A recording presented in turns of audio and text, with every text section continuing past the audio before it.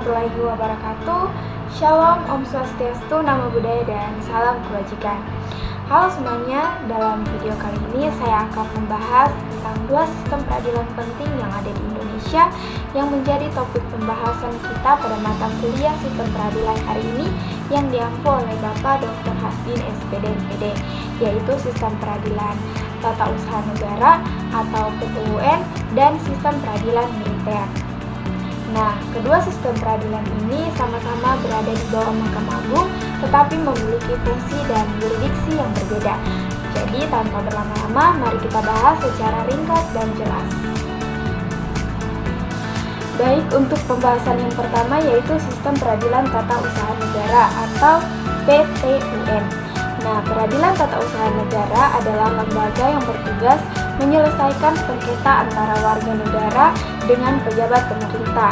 Nah, sengketa ini biasanya muncul karena adanya keputusan tata usaha negara atau KTUN, yaitu keputusan tertulis pejabat yang bersifat konkret, individual, final, dan menimbulkan akibat hukum.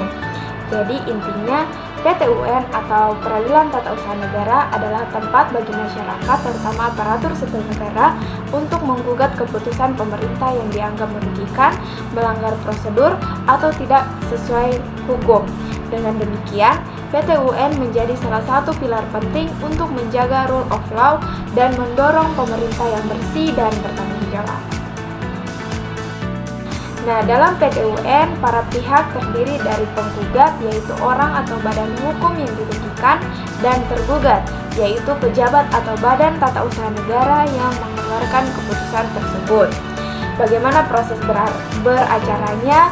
Pertama, dimulai dari pengajuan gugatan dalam waktu 90 hari sejak keputusan diketahui. Setelah itu ada pemeriksaan pendahuluan, kemudian pemeriksaan pokok perkara, pembacaan putusan, dan jika diperlukan dapat ditempuh banding, kasasi, hingga peninjauan kembali.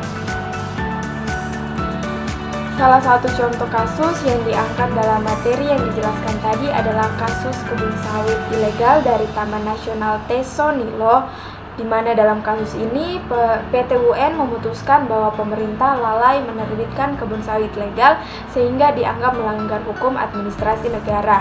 Kasus ini menunjukkan bagaimana PTUN bisa menjadi alat kontrol warga terhadap tindakan pemerintah. Pembahasan selanjutnya yaitu tentang sistem peradilan militer, di mana sistem peradilan militer ini adalah sistem hukum khusus yang mengadili anggota TNI atau pihak tertentu yang dipersamakan sebagai prajurit.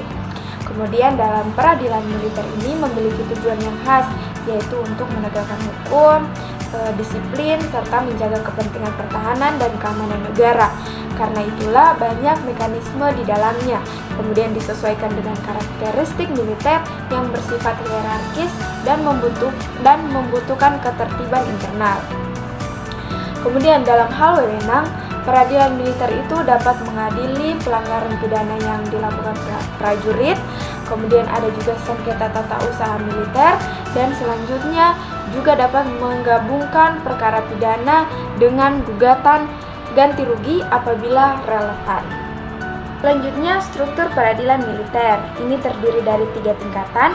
Yang pertama itu pengadilan militer atau Dilmil, yang mengadili prajurit berpangkat kapten ke bawah.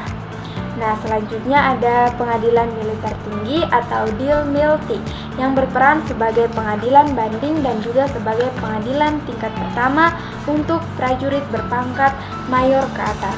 Selanjutnya ada pengadilan militer utama atau Dilmiltama. Nah, lembaga ini bertugas untuk menangani kasasi dan perkara-perkara strategis di lingkungan militer. Nah, selanjutnya untuk proses peradilannya itu dimulai dari penyidikan yang dilakukan oleh atasan yang berhak menghukum, yaitu polisi militer atau auditor militer.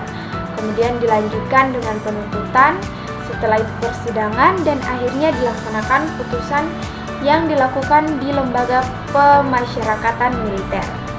Seluruh mekanisme ini memiliki dasar hukum yang kuat, yaitu Undang-Undang Nomor 31 Tahun 1997